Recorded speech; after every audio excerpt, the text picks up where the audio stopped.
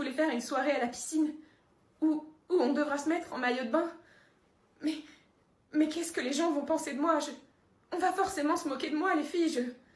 Je suis grosse. Vous savez pas ce que c'est d'être moi, les filles. Vous pourrez jamais comprendre ce que c'est de vivre comme moi. Je fais une taille 36, alors que tout le monde fait une taille 32. J'ai un bourrelet et j'ai des cuisses. Je pourrais jamais échanger mes vêtements avec vous ou devenir reine du bal de promo. Putain, je suis trop contente, meuf, je suis trop contente pour toi en fait. Enfin, je te jure, là, genre, j'ai l'émotion qui monte et tout, mais genre, vous allez vous marier, enfin, c'est trop cool, je veux dire, putain, vous allez avoir une vie trop belle, vous allez être trop heureux, vous allez faire des enfants trop beaux, en plus, t'as trop de la chance, parce que lui, il est super beau, il est super intelligent, il est super sympa, et... Quoi? Et c'est la personne la plus drôle que tu connais au monde? Ah bon? Parce que t'as des fous rires avec lui? Enfin, vous rigolez souvent, quoi, c'est... Tous les jours? Non, je suis pas vexée, non. Bah non, pas du tout, pas du tout, t'as un humour de merde, c'est tout. Enfin, c'est parce que la personne la plus drôle, c'est censé être moi, parce que c'est ce que tu me disais quand même avant que tu le rencontres, ce connard. Hâte d'entendre son discours, hein, hâte d'entendre ses petites blagounes. Meuf, j'ai rencontré un nouveau mec. Ah, super! Bah quoi, t'es pas contente pour moi? Si, je suis super contente pour toi, c'est... génial! Non mais ça se voit que t'es pas contente pour moi, pourquoi t'es pas contente pour moi? Mais non, mais c'est pas que je suis pas contente pour toi, c'est juste qu'à chaque fois que tu rencontres un nouveau mec, tu deviens absolument obsédée par lui, et tout ce que tu fais dans la vie se résume à juste lui plaire. Quoi? Mais pas du tout! Thomas, ton ancien crush, tu m'as réveillé à 2h du matin pour passer devant chez lui en voiture, histoire de créer la coïncidence. Oui, bon, d'accord, j'étais un petit peu obsédée par Thomas, mais ça arrive à tout le monde. Il y a eu Marc aussi, pour qui t'as pris des cours de kickboxing pendant 6 mois parce qu'il était fan de sport de combat. J'essayais de faire en sorte qu'on ait un point commun. Ah bah c'est marrant que tu parles de points communs, tu vois, parce que ça me rappelle l'histoire où t'as déménagé pendant 5 mois au Portugal, pour avoir des points communs avec Joao, qui était brésilien d'ailleurs. Oui, bon, d'accord, ok, j'ai été un petit peu folle avec les mecs. Bonjour, bienvenue en enfer. Votre dossier, s'il vous plaît.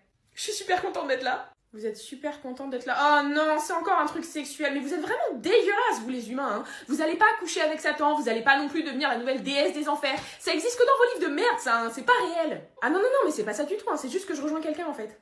Vous rejoignez... Comment ça, vous rejoignez quelqu'un? Ouais, ma meilleure amie. On s'est toujours dit que de toute façon, quoi qu'on fasse, on allait se rejoindre en enfer. Et vu qu'elle est morte il y a 1 an, j'ai vraiment hâte de la retrouver. Ah oui, mais c'est juste une expression, ça, hein, parce que le principe de l'enfer, en fait, c'est que vous êtes seul, vous allez être torturé seul, jusqu'à la fin des temps. Quoi? Mais j'ai tout fait pour venir ici, moi. Eh oui, je vois ça, et puis vous y êtes pas avec le dos de la cuillère, hein. Vous êtes entré par effraction dans un EHPAD pour tabasser des vieux, vous avez recréé The Human Centipede, et vous avez volontairement roulé sur un... Vous avez volontairement roulé sur un chat. Je vais être honnête avec vous, c'est le pire dossier que j'ai vu de toute ma carrière. Et pourtant, on a un enfant qui mord des dauphins, ici. Ouais, mais j'ai voulu mettre toutes les chances de mon côté pour rejoindre ma meilleure amie. Elle s'appelle comment, votre meilleure amie? Élise. Ouh, elle est au paradis. Quoi? Ouais, en fait, quand elle est morte, elle a donné tous ses organes, du coup, c'est devenu une bonne personne et elle est allée au paradis. Et je peux pas aller la rejoindre? Bah non, parce que vous, juste avant de mourir, vous avez tabassé un gosse. Et c'est con, hein, parce que au paradis, vous auriez pu faire une super coloc, vous tapez des beaux gosses du matin au soir, le tout en buvant des pina coladas, quoi. Donc je reverrai jamais Élise? Non, parce qu'elle est en train de faire des tours de licorne et vous allez vous faire cuire le cul. Bah je suis plus du tout super contente d'être là. Eh, je vous comprends, hein. Première à droite. Ça me fait toujours un petit pincement au cœur comme ça, là, de voir des amitiés gâchées, c'est... Suivant, s'il vous plaît. On sort? On sort, là? Là, on sort, là? Si, non, si, t'as mis un manteau. T'as mis un manteau, t'es habillé pour sortir. On sort, on va où? On va où? Je suis prêt, moi, j'ai mes godasses, je suis prêt, on sort. On va où? On va... Je sors pas, moi? Mais je suis sûre qu'il y avait plein de cul à renifler sur le chemin, là! Personne ne pense à moi dans cette famille. Tu vas avoir un enfant? J'ai un humain de plus à protéger du facteur? Ah non mais je suis super contente, je vais aller le dire au voisin, faut que j'aille le dire au voisin. J'ai cassé mon doudou. Je sais pas ce qui s'est passé, j'étais en train de jouer avec, j'étais en train de jouer à le mordre, et là il s'est cassé. Et moi je peux pas dormir sans mon doudou en fait, donc caresse. Vas-y caresse, là je suis très triste. Oula, mais c'est le bordel là, qu'est-ce qui s'est passé? Qu'est-ce que... Il y a eu un cambriolage! Oh, ouah la merde! Mais pourquoi personne n'a rien dit? Ah, c'est moi qui devais... C'est pas le facteur qui a cambriolé? Non? Ah, ouais, non, bah voilà, c'est pour ça. Moi, en fait, je réagis que si c'est le facteur. Parce que lui, je l'aime pas. Alors que les autres gens qui rentrent et qui sortent de la baraque, bah non, je sais pas, j'ai rien contre eux, donc je vais pas leur aboyer dessus quand même. Enfin, je sais pas, je suis polie. Mais pourquoi tu me fixes comme ça depuis tout à l'heure là? C'est... Ah, t'attends que je fasse... Ouais, les vœux Parcoursup un peu compliqués en ce moment. Hein. Qu'est-ce que t'aimerais faire toi dans la vie, Dylan? Astronaute?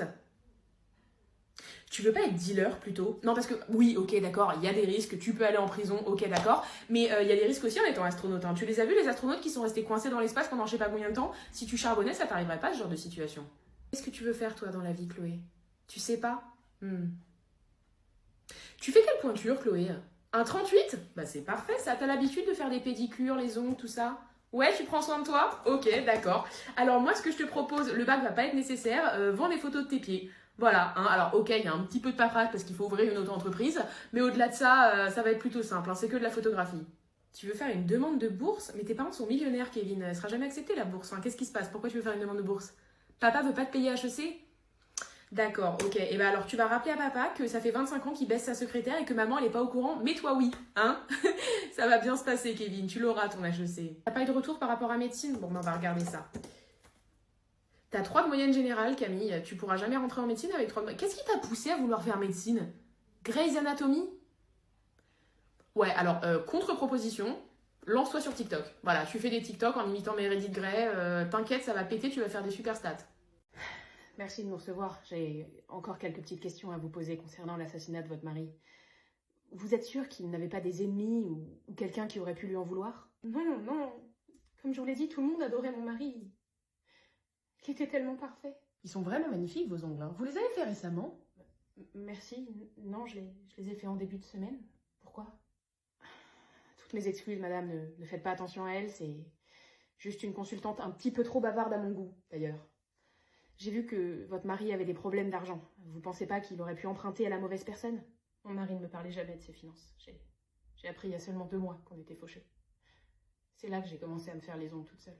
Moi, ma fille, elle essaie souvent de me les faire, mais vous savez, elle fait des gros pâtés, elle en met partout, du coup, c'est moche, à chaque fois, je suis obligée de l'enlever, quoi. Comment vous faites pour les petites cuticules? Je les coupe. Non, mais vous savez, quand on se met du vernis, il y a toujours des petits morceaux qui viennent se coller dans les petites cuticules, là. Comment vous faites pour les enlever, vous? Je nettoie avec du dissolvant, mais en quoi ça a un rapport avec la mort de mon mari? Wow, sacrée tumeur. C'est quoi le plan? Y a pas de plan. Ça s'appelle une tumeur inopérable pour une raison. Elle est tellement infiltrée dans le cerveau, si j'ouvre, il meurt, si j'ouvre pas, il meurt aussi. Je peux pas sauver ce gamin. Y a rien à faire. C'est pas toi, ça. Les tumeurs inopérables, c'est ton domaine. Et puis t'es pas du genre à reculer devant un défi. Un défi? Mais on a largement dépassé le stade du défi, là. Ce gosse a une bombe à retardement dans le crâne. Tu te souviens pourquoi t'es devenu médecin? Pour sauver des vies. Pour réaliser l'impossible. Alors je t'écoute. C'est quoi le plan? Chef, je crois que j'ai trouvé un moyen pour sauver le petit Jackson. Allez-y, je vous écoute. Il suffit de passer par voie nasale. En insérant une sonde, je pourrais atteindre la tumeur et la résorber. Quels sont les taux de réussite de cette opération? C'est une opération qui n'a jamais été faite, chef. Je viens de l'inventer. Je suis désolée, mais c'est beaucoup trop expérimental. Je peux pas vous laisser mettre en danger la vie d'un enfant. Chef, avec tout le respect que je vous dois, nous sommes un hôpital universitaire. On est là pour donner l'exemple et former les médecins de demain. Quel genre de médecins sommes-nous si on ne fait pas tout pour sauver la vie de ce petit garçon? Quel genre de médecin êtes-vous? Vous avez raison. Je vais convaincre les parents. Vous avez 24 heures pour vous préparer. 24 heures. Merci, chef. J'ai rencontré quelqu'un d'autre. Elle est belle, elle est jeune, elle est drôle. Et elle a une peau sublime, sans aucune imperfection et sans aucun ride. C'est terminé.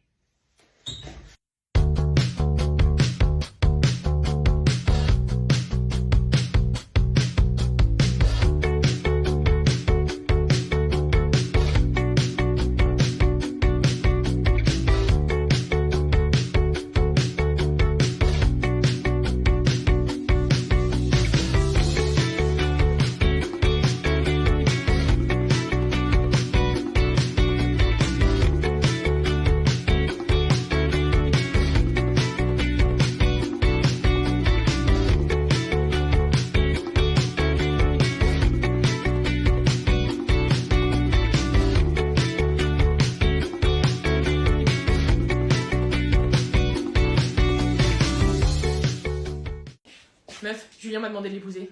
Waouh, ok, d'accord. Et t'as répondu quoi? J'ai dit peut-être. Peut-être.